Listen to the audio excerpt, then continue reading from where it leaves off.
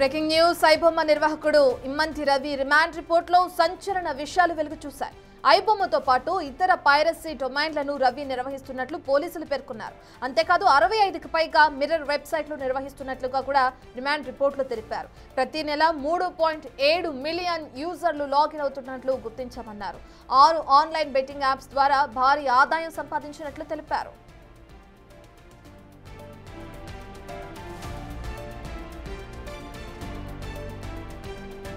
ప్రధానంగా క్రిప్టో మార్పిడికి అటు బినామీ ఖాతాల నుంచి నగదు బదిలీ చేశాడని విచారణలో వెల్లడైందని చెప్తున్నారు పోలీసులు. సెయింట్ కిట్స్ నేవీస్ పాస్పోర్ట్స్తో విదేశాలకు పారిపోయే యత్నం చేశాడని, అంతేకాదు సాక్ష్యాలను సైతం నాశనం చేసే ప్రయత్నం చేశాడని రిమాండ్ రిపోర్ట్లో పేర్కొన్నారు పోలీసులు. ఇమ్మంతి రవి విచారణకు సహకరించడం లేదని, ముఖ్యమైన డేటా రికవరీ చేసేందుకు కస్టడీకి ఇవ్వాలంటున్నారు పోలీసులు.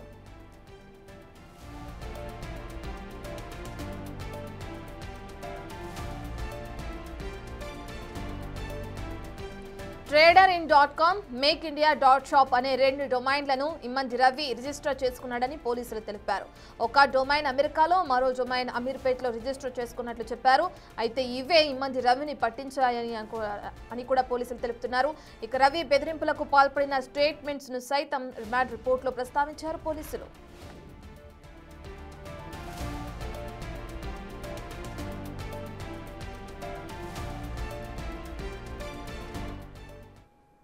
ఇమ్మంతి రవి విచారణ కొనసాగుతుంది, మనం చూస్తూనే ఉన్నాం. దానికి సంబంధించిన పూర్తి డీటెయిల్స్ అందించడానికి మా ప్రతినిధి సాగర్ అందుబాటులో ఉన్నారు.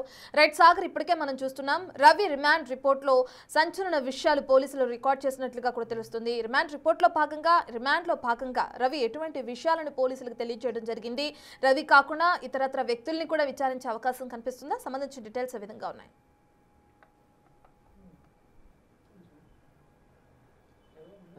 ఐబొమ్మ ఇమ్మంతి రవి కేసులో సంచలన విషయాలు వెలువస్తున్నాయి. రిమాండ్ రిపోర్ట్లో కూడా కొన్ని కీలక అంశాలు పోలీసులు వెల్లడించిన పరిస్థితి కనిపిస్తుంది. ఎందుకంటే ఐబొమ్మతో పాటుగా బొప్పం టీవీ అనే డొమైన్ని రన్ చేశారు.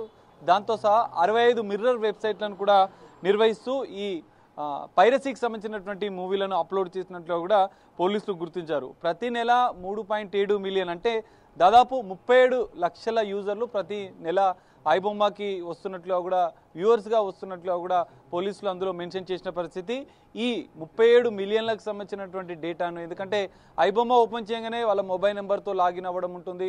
ఆ మొబైల్ నెంబర్తో పాటుగా వాళ్ళ పేరు అనేది కూడా వాళ్ళకు వస్తుంటుంది. ఈ మొత్తం డేటా కూడా, ఎందుకంటే గతంలో కూడా పోలీసులు హెచ్చరించారు, మీ డేటా అనేది సైబర్ నేరస్తులకు వెళ్ళిపోతుంది, బెట్టింగ్ యాప్స్కు వెళ్ళిపోతుందని హెచ్చరించారు. ఈ రిమాండ్ రిపోర్ట్లు కూడా ఈ కీలక అంశాన్ని కూడా పోలీసులు వెల్లడించారు. 37 మిలియన్కి సంబంధించినటువంటి సబ్స్క్రైబర్ల డేటాను add bull and traders in ద్వారా 1win 1x బెట్ వంటి గేమింగ్ బెట్టింగ్ యాప్స్కు కూడా ఈ డేటాలను మళ్లించినట్లు కూడా పోలీసులు గుర్తించినట్లు కూడా ఈ రిమాండ్ రిపోర్ట్లో వెల్లడించిన పరిస్థితి. మరో అంశం, పాన్ కార్డును నకిలీ పేరుతో, ప్రహ్లాద్ కుమార్ పేరుతో నకిలీ పాన్ కార్డును వినియోగించినట్లు, నకిలీ డ్రైవింగ్ లైసెన్స్ వినియోగించినట్లు కూడా పోలీసుల రిమాండ్ రిపోర్ట్లో పేర్కొన్నారు. ఈ బెట్టింగ్ యాప్ ద్వారా పెద్ద ఎత్తున నిధులు సమకూర్చుతూ పెద్ద ఎత్తున నిధులు కాజేసినటువంటి ఈ ఇమ్మంతి రవి క్రిప్టో ద్వారా వివిధ అకౌంట్లకు మార్పిడి చేసినట్లు కూడా రిమాండ్ రిపోర్ట్లో పేర్కొన్నారు.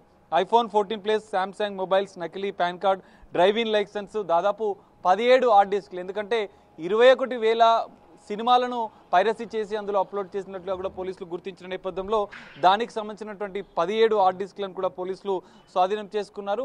అయితే ఇక్కడ స్థానికుడు కాదని చెప్పి నకిలీ పాన్ కార్డులను సృష్టించిన ఇదే తరహాలో కరేబియన్ దేశానికి సంబంధించినటువంటి సెయింట్ కిట్స్ నేవీస్ అనే పాస్పోర్ట్ని తీసుకొని విదేశాలకు పూర్తిగా వెళ్లేందుకు కూడా ఏర్పాట్లు చేసుకున్నట్లుగా కూడా వాళ్ళు చెప్పారు. ఇక్కడ ప్రధానంగా సాక్ష్యాలను నాశనం చేసేందుకు కూడా ప్రయత్నం చేశాడు ఇమ్మంతి రవి అన్న అంశాన్ని కూడా పోలీసులు రిమాండ్ రిపోర్ట్లో వెల్లడించారు. ఎందుకంటే అరెస్టు చేసే సందర్భంలో తన ఇంటికి పోలీసులు, హైదరాబాద్ సైబర్ క్రైమ్ పోలీసులు వెళ్ళిన సందర్భంగా దాదాపు గంట నుంచి గంటన్నర పాటు ఆయన డోర్ తీయకుండా సాక్ష్యాలను పూర్తిగా నాశనం చేసే ప్రయత్నం చేసినట్లుగా కూడా పోలీసులు గుర్తించారు. మొత్తం 3 యాక్ట్ల ప్రకారం ఇక్కడ కేసు అయింది. మనం ఒకసారి రిమాండ్ రిపోర్ట్ని పరిశీలించినా కూడా ఐటీ యాక్ట్, సైబర్ క్రైమ్లోని ఐటీ యాక్ట్తో పాటుగా copyright act, cinematography amendment act, ఈ 3 యాక్ట్లను ఇప్పుడు మెన్షన్ చేశారు. ఇక ఎందుకంటే ఈయన పౌరసత్వం అనేది కరేబియన్ దేశానికి ఉంది. ఎన్ఆర్ఐ యాక్ట్ ప్రకారం కూడా పలు కేసులు నమోదు చేసి ఇప్పటికే కస్టడీకి తీసుకొని విచారిస్తున్న నేపథ్యంలో ఇంకా విదేశాల్లో ఉన్నటువంటి పైరసీ ముఠాతో ఏ సంబంధాలు ఉన్నాయన్న అంశాలు వెల్లోకి వస్తే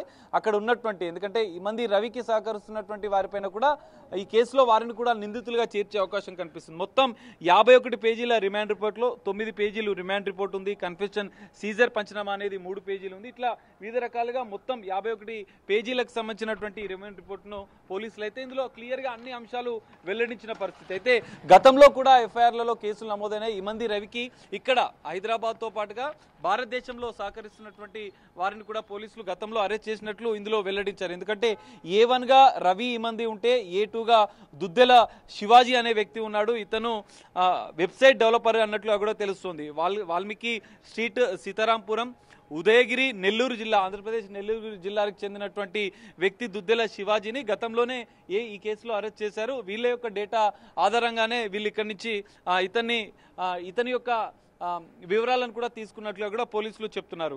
సుసర్ల ప్రశాంత్ అనే మరో వ్యక్తిని ప్రైవేట్ జాబ్ చేస్తున్నాడు. Sewing apartments industrial area, Pune, మహారాష్ట్రకు సంబంధించిన వ్యక్తి. ఎందుకంటే ఇక్కడ మహారాష్ట్రలో కూడా ఇతనికి సహకరించారు. ఎందుకంటే మహారాష్ట్ర నుంచి నకిలీ పాన్ కార్డుని తీసుకున్నాడు, నకిలీ డ్రైవింగ్ లైసెన్స్ని కూడా తీసుకున్నాడు. దాని ద్వారా పేపాల్ అకౌంట్ని, అమెజాన్కి సంబంధించినటువంటి పేపాల్ అకౌంట్ని ఆయనే మెయింటైన్ చేశాడు. ఈ పాన్ కార్డ్, నకిలీ పాన్ కార్డుని ఉపయోగించే ప్రహ్లాద్ అనే పేరుతో ఈ పాన్ కార్డు ద్వారానే తను బ్యాంక్ అకౌంట్స్ని కూడా, ఎందుకంటే మొత్తం దాదాపు 35 బ్యాంక్ అకౌంట్లు ఉంటే అందులో 35 బ్యాంక్ అకౌంట్లు, 21 బ్యాంకుల్లో 35 బ్యాంక్ అకౌంట్లను నిర్వహించాడు.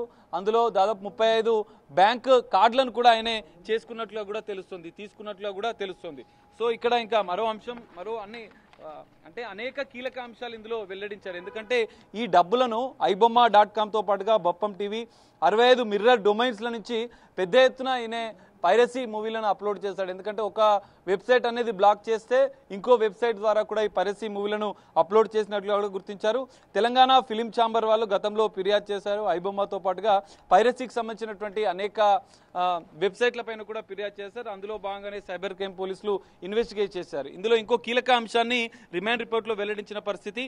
పబ్లిక్ డొమైన్ రిజిస్ట్రీకి ఒక లేఖ రాశారు. అందులో మేక్ ఇండియా షాప్ అనే .com ద్వారా కూడా వీళ్ళు కొన్ని ఇక్కడ ఏదైతే ఇమంది రవి మెయింటైన్ చేసినటువంటి వెబ్సైట్లలో కూడా ఈ డొమైన్ల నుంచి వీళ్ళు తీసుకున్నట్లుగా కూడా, పర్చేజ్ చేసినట్లుగా కూడా గుర్తించారు.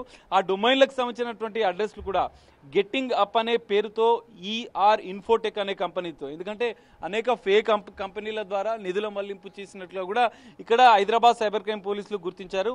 US, అమెరికా, అరిజోనా అనే అమెరికాకు సంబంధించినటువంటి అడ్రస్తో ER ఇన్ఫోటెక్ అనే సంస్థను కూడా ఇమంది రవి మెయింటైన్ చేసినట్లుగా కూడా రిమాండ్ రిపోర్ట్లో పోలీసులు మెన్షన్ చేశారు. ఇదే సంస్థకు సంబంధించినటువంటి, ఎందుకంటే tradersin.com అనే దానికి కూడా నోటీసులు ఇచ్చారు. పబ్లిక్ డొమైన్ రిజిస్ట్రీ నుంచి కూడా ఈ అంశాలు కూడా బయట పెట్టారు. ఇమంది రవి ER ఇన్ఫోటెక్ అనే US లో ఒక సంస్థ అడ్రస్ పేరుతో ఉంటే మరో అడ్రస్ హైదరాబాద్లోని SR నగర్, అమీర్పేటలో కూడా మరో అడ్రస్ ER ఇన్ఫోటెక్ అనే సంస్థను కూడా మెయింటైన్ చేసినట్లుగా కూడా ఇటు పోలీసుల దర్యాప్తులో ఈ అంశాలు వెల్లడయ్యాయి. ఇందులో మొత్తం ఎన్ని డొమైన్లను మెయింటైన్ చేశాడు, ఆయా డొమైన్ల వద్ద ఉన్నటువంటి సమాచారాన్ని మొత్తం సేకరించారు. దాదాపు బ్యాంక్ అకౌంట్లు కూడా మనం చూడొచ్చు. 35 బ్యాంక్ అకౌంట్లలో కోట్లాది రూపాయలు మళ్లించినట్లు కూడా గుర్తించారు.